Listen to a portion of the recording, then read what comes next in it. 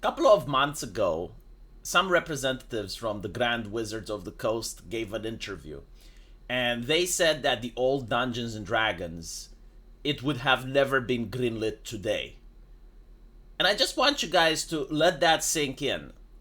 You have a product that you know it's a cultural hallmark that not only makes money, but it also raises the prestige of the country around the world. And everyone from different nations, all the way from Africa to Japan, have at least heard of Dungeons and Dragons. It's a game that makes people happy, it brings people together, you create friendship, and despite all that, we are being told that if they could reset the clock, if they could go back into the past, they would not allow that game to come to fruition, even though it would make them rich and famous. And the reason is that they do not care about the product at all. The diversity is the product. Like, you have gaming companies that are making entertainment, and their focus is actually to make diversity. But because they know people aren't interested in that, because they know it's not selling, they have to sneak it in like a Trojan horse in various products. And it reminds me of another interview with the director of The Last of Us, who made an episode that was entirely detached from the rest of the season. It wasn't about the zombie apocalypse. It was about two elderly gay men living on a farm and having boot sex with each other by the rest of the episode. And a lot of the fans were upset because they were saying, well, what does this have to do with The Last of Us? Like, this seems so disconnected, so detached. And the director said, it's like, well, I know that the audience doesn't like it, but just like the mother has to sneak the carrot inside the broccoli, I needed to do so because it's good for them. And this is also the vibe and the mentality that went with the Olympics recently in France. The reason they put that LGBT theme in it is because they know people normally wouldn't watch it. Like, if you would have the LGBT channel where drag queens are dancing with kids nonstop, they know that it would be unpopular and they wouldn't watch it, but they know that people watch the Olympics. So by putting that scene into the Olympics, they are sneaking it in like the mother sneaks the carrot inside the broccoli. And the main problem that we see with this is that vital resources that are critical for mission success are being diverted for this diversity. Like, believe it or not, this is extremely expensive. And the reason I say extremely expensive is that if you look at the wage of the army of commissars and the army of gender studies majors that these companies employs, you realize just how many resources are being wasted away rather than have them focus at the game. Rather than focus on creating new and interesting things, they're diverting resources to those people. And it's not only that those people get paid, but those people are absolutely insufferable. They cannot work with anyone that thinks different than them. And their entire job is to tone police. And their vision is that merit doesn't matter. Like, you can be the best storyteller in the world. Like, you can be the #1 rated storyteller for Dungeons and Dragons. But if you said a racist joke or you had a bad take on Twitter, they would fire you despite your merit. And instead, they would hire someone that is mediocre or even someone that is renowned for making bad stories, just as long as they're part of the clique. And this is not just one case. They do it consistently and systemically to the point where you end up with a product that is a shell of its former self. Most people do not find themselves represented by the product.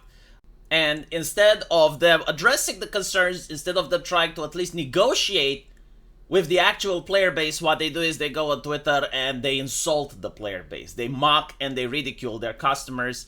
And that's why go woke, go broke is a thing. So the direction that they're taking the game is something that almost no Dungeons and Dragons player enjoys. And I've been to various forums, even left-leaning forums. I have even tried reaching to people that never played Dungeons and Dragons, and I have tried showing them the new art style, and I asked them if they're interested in the genre, and they said no. But when I showed them pictures of old D&D, they liked it. And I already made a video showing that the old D&D had soul to it, but this one just doesn't. This one reminds me of corporate photos. It's the stock photos. It's the stuff that you would see at an office, and it reminds people of work, and this is why they have this reaction of absolute disgust when they're watching these types of pictures. Like, notice how nothing adventurous is happening here. Like, there's no mystery, there's no adventure, there's nothing cool, awesome, or sexy, or funny that's happening here. It's just like some people sitting in positions that aren't offensive, and they're doing just mundane things. Like, Dungeons and Dragons was a tabletop game that was based on the extraordinary. It was high fantasy. It's delving into a dungeon and fighting the dragon. Like, that is insane. Meanwhile, what we see here is the most average, mundane shit that you can see. It's like something that happens on a construction site. And the people, they're dressed, not like they should be dressed in a fantasy universe. They're dressed like baristas from California. Like, look, this person right here is transitioning. They're having glasses. It's like, I mean, fine, you know, it's not that you can't do this, but like the entire attire, the entire costume is just like California shit. And you can take this picture, and if you add the background to it, it fits literally everywhere. This is why it's a stock photo, because it's unbelievably generic. So if you put like a spaceship in the background, like a spaceship environment, oh, now it looks sci-fi. If you put a jungle behind it, oh, it fits. If you put a Starbucks behind it, oh, it also fits. Like, you can just take this picture and change the backgrounds, and it fits everywhere. Now, if you take a picture from old Dungeons and Dragons, where a knight slays a dragon, well, that is just particularly to the Dungeons and Dragons genre. You cannot change the background and make it fit in any other type of setting, because that one has soul. That one belongs somewhere. These types of pictures that we see belong absolutely nowhere. They're incredibly generic, they're incredibly bland, they're incredibly boring, and they're incredibly corporate. And of course, the female characters, by design, aren't female. They even call them body type B. Again, this is done to psyop people. Like, this is the message that they're wanting to send, is that, well, actually, women can, and most of them, like, most women look like this, right? So most women in the world, they have muscular shoulders, they got strong jawlines, they got masculine facial features. Like, this is how the majority of women look like, and these are the type of women that you as a young man should covet. And if you don't like them, then you need to go touch grass. You're probably a Kumar. In fact, you may be even worse. You probably like anime, right? You're sick in the head. You're disgusting. This is the message that they're sending. And this message is tied to their Twitter accounts, to their Reddit forums, to their Discords. So you'll notice that the moment you complain about the depiction of female characters that they're having, you're going to be met with this level of criticism that you need to touch grass, that you don't know what you're talking about. And I see them so desperate in trying to get people to like these masculine characters that they would even call you a pedophile if you don't, right? Like, the shock value is what they're going to. Like, they're trying to shock you into submission. They're trying to shock you to stop the argument and stop noticing that this is done by design. I mean, look, you know, if you just cut off the image here and you just have the head and you pop it into a male body, it fits. And it fits even better than this, right? And it's the same thing here, and it's constant with the art style that they're doing. Like, you can't even tell if this character is masculine or female, actually. And again, like, this is the message. This is what they're actually producing. This is the main content, and this is why they get so upset when you criticize it. If you criticize the actual game, if you criticize the fact that you don't like the spells, that you don't like this and that, they don't care. But the moment you criticize the art design, the moment you say that, hey, can we have it the way it used to be? Like, can we have Our Lady Annabeth? Can we have, like, the characters that we grow up with? That's what activates them. That's what really gets them angry. And they got a lot of traditional conservatives on their side as well, being ran around like useful idiots. Those people just don't like anything to do with human sexuality, right? Like, think Sharia law, but for Christianity, right? Like, think the Matt Walshes of the world, right? Like, people who find it completely inappropriate to talk about breast size. Like they freak out, right? Because Jesus would freak out as well. And they're on side with these individuals, knowingly or not, because like they just don't want sexuality anywhere. So they think that, oh, it's good if we don't have anything sexy. Like teenagers should have no entertainment regarding sexuality, right? And they're on board. Like when you get the cold Kumar or something else by leftists, and you know they're leftists because they use leftist language. They use stuff like sexualization, rape culture, right? You have the Matt Welshes joining in, asking if you're a Kumar or not. It's very fascinating. Like, it's really interesting. The new puritanical approach is just that the left, they still want fan service, because like the men, as you can see, they're still muscular, they're still good looking. It's just that the female characters are made to look differently. So they still want queer sexuality, right? And they promote that. And notice how queer sexuality doesn't get attacked, but anything that has to do with heteronormativity is. And again, this is the product. This is what they're creating. This is the actual thing that they're interested in making. They're not interested in making a fantasy world. So apparently, they have removed half races. Because just like they want you to believe that all women look like this, they also want you to believe their ideology about race. And their ideology, it's not just about race, it's about human beings. And they're trying to say that human beings are human resources. Like every single human is just like a cog in a machine.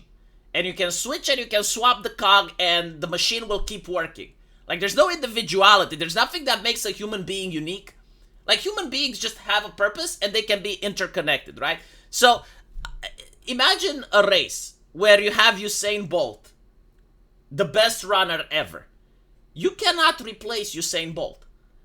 Like you can get another runner and he may do a job, but he's not the best runner, right? So you notice that this is exactly how they operate in the real world. There was a case where a football player went to a Catholic school and said like basic bitch Catholic things about abortion and about God and Jesus, you know, like Catholic things. So the cheerleader goes out and wants to get him fired. And it turns out that the man is setting world records and he is pivotal for the team. And this is the mentality of human resources that they want you to have. This is why they're making this game. They want you to think this way. That despite the fact that the man is making records and is driving the team to success and is making enough money that even the cheerleader gets paid, the mentality is because he's got bad values, because he's got bad things, then he can be replaced. And you can just get someone from the bench and he will do the same job, right? Because he's a football player as well. The guy from the bench, I mean, he is a player. He knows how to play the game. It doesn't matter. Like, you just replace them and the success will remain there. And that is like another thing that they want you to believe. And in order to believe this, they're changing fiction so you can't think differently. So you do not have any other avenues of thinking that maybe some people have advantages and some people have disadvantages. And changing this, they do it in a way that is detrimental to the game. So like, for example, they're talking about how the Dark Elf sunlight sensitivity, which was a hassle when I played one, is simply gone. But the sensitivity was actually cool for role-playing purposes. Because characters in this game weren't just aesthetics. They weren't just costumes. They weren't just palette color swaps. They had meaning, and they helped you with role-playing. Like, playing a Dark Elf was the coolest shit ever. Because, number one, you get a lot of pushback from people. And that was like the cool thing. Like, some people maybe want to experience racism in a fictional world so that they can understand more how it's like so that they don't do it to others, right? It's a creation of compassion here.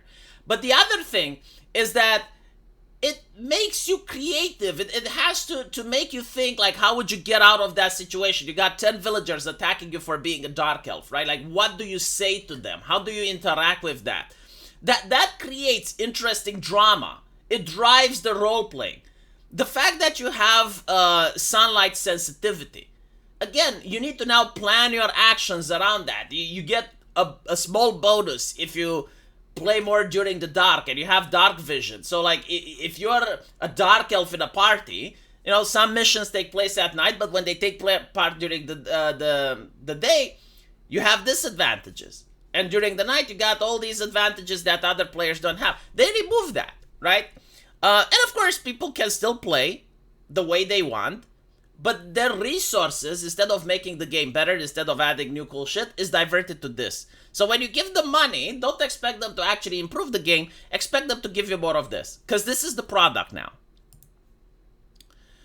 So the rules won't tie ability scores to species. Instead, they'll be modified based on your chosen background. I see that they did this in Age of Wonders, and this is another thing. It's like the cancer is spreading to other franchises. One of the cool shit that I loved about Age of Wonders is the lore of various factions, right? So like the Dark Elves had their own lore, the Light Elves had their stuff, and it was cool to just go and read what every unit does and get immersed into the universe. They removed that, and now races are simply cosmetic. The game even tells you that the races are supposed to be cosmetic. And instead, you now have the civilization type. So you have like medieval civilization, magic civilization, so on and so forth. But they removed the soul of the thing. They removed the originality of the thing, right? Now orcs can be high on magic, and elves can be barbarians. And it's like, they're basically human. They're not fantasy races. That's not a fantasy anymore. It's California on steroids. So it's the concept of interchangeable parts, of human resources that we're being brought back to. And they want you to believe this, right? So that when you see on the news that the Democrats want open borders, you think, well, so what's wrong with that? You know, if you have like 10 million people coming from Israel or 10 million people coming from Palestine, it's literally the same. I mean, they have the same culture, they have the same beliefs, they will integrate just fine. And that is the purpose, right? Is to make it sure that even when you play fantasy, you do not get exposed to any sort of alternative viewpoints, that you're thinking the exact same way. And you can see this done even in anime. Like, you look at the anime that really pissed them off, and usually they're heteronormative romance novels, like that really infuriates them. But every now and then you have an anime that's political, like for example Legacy of Shield Hero, where the main villain is a woman and she falsely accuses the hero of rape, and then she uses her connection and cries in order to get the hero excommunicated.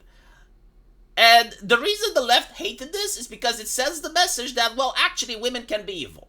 Like, not all women are nice, some women are evil, some women can do bad things. And in the age of feminism, this went against the orthodoxy. Like, it makes people think, like, hold on a little bit. Like, women are human too, that they can do good and they can do bad. But they don't want you to be exposed to new ideas. They do not want you to even consider the possibility that that's a thing.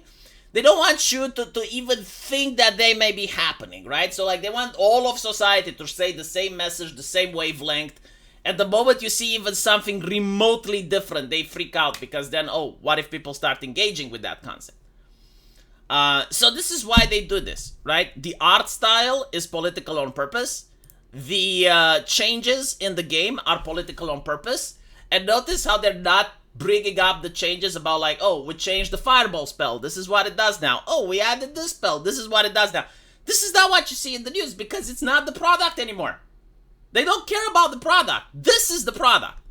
So let me know what you guys think. And as usual, I will see you in the comment section. Take care.